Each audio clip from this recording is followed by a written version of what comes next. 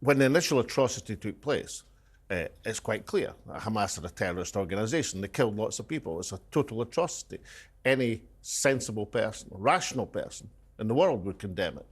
As there's a mounting death toll in Gaza, things become more complex, and certainly there's substantial signs that people are beginning to think, well, 2,000 children dead, that seems far too many. And the calls for a ceasefire will grow, in my opinion. Alex, it's difficult, this job, sometimes, because you sort of think, how do I put this? I completely agree with you. I think that 3 weeks ago, that the sheer scale and so heinous of those crimes, and some of the video footage, and even yesterday, Mum, I've killed 10. I mean, appalling. Anybody. But I get what you're saying, but I want to try from the other angle.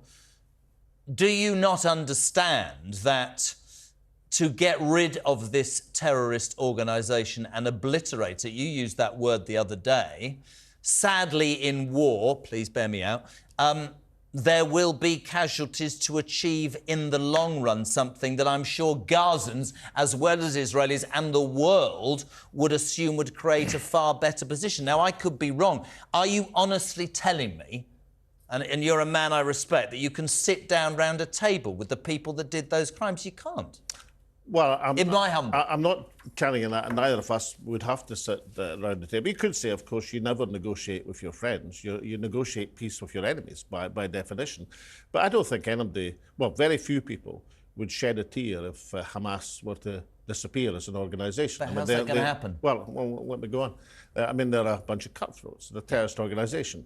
But, of course, what the situation in Gaza is going to produce is a new generation of terrorism, a new generation of organisations. It doesn't go away. And there is it's one thing to say, look, we weren't aiming at the civilians. We weren't aiming at the children. Unfortunately, they just got caught up in the bombs and explosion. But there is a tolerance limit to how many people can die before people say this has to stop. I mean, is it going to be 2,000 children or 20,000 children?